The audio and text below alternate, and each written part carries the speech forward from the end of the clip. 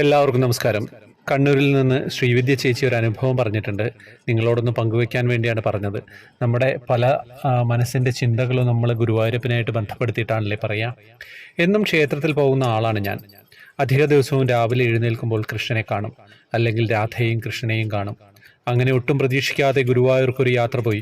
വൈകുന്നേരം ക്യൂവിൽ നിൽക്കുമ്പോൾ വിഷ്ണു സഹസ്രനാമം മുഴുവൻ വായിച്ചു തീർത്തു. എന്താണ് കണ്ണാ എൻ്റെ കാര്യം നടക്കാത്തത് എന്നുള്ള വിഷമം മനസ്സിൽ തന്നെ ഉണ്ടായിരുന്നു. അങ്ങനെ ഇരിക്കുമ്പോഴാണ് ഒരു ദിവസം രാവിലെ ഞാൻ കണ്ട സ്വപ്നം. ഞാൻ ഒറ്റയ്ക്ക് നടന്നുകൊണ്ടിരിക്കുമ്പോൾ ഒരു 5 വയസ്സുള്ള കുട്ടി എൻ്റെ കൂടെ വരാമെന്ന് പറഞ്ഞു. കുറച്ച് നടന്നപ്പോൾ ഞാൻ ഈ വീട്ടിലേക്ക് പോവുകയാണെന്ന് പറഞ്ഞു. അവിടെ ചാരുകസേരയിലുള്ള ഒരു പ്രായമുള്ള മനുഷ്യൻ ഇരിക്കുന്നുണ്ടായിരുന്നു. അദ്ദേഹത്തിൻ്റെ അടുത്തേക്കാണ് പോയത്. പിന്നീടാണ് അദ്ദേഹത്തിൻ്റെ ആ നോട്ടം എന്നെയും എൻ്റെ മനസ്സിലേക്ക് കയറിപ്പറ്റിയത്, ആ ഉണ്ണിക്കണ്ണനും. പിന്നീട് എനിക്ക് മനസ്സിലായി, ഇത് എന്നെ സ്വപ്നത്തിൽ വന്നിട്ട് ഭഗവാനും മൽപ്പത്തൂർ ഭട്ടതിരിയും ദർശനം തന്നതാണോ എന്നുള്ള ആ ഒരു ചിന്തയിലായിരുന്നു ഞാൻ.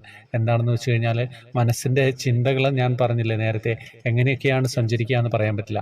നമ്മൾ ഭഗവാനെ തന്നെ പ്രാർത്ഥിച്ചിരിക്കുമ്പോൾ ഭഗവാൻ പല രൂപത്തിലും വേഷത്തിലൊക്കെ നമ്മുടെ മനസ്സിലേക്ക്, നമ്മുടെ ഉപബോധ മനസ്സിലേക്ക് തന്നെയായാലും കടന്നു വരും.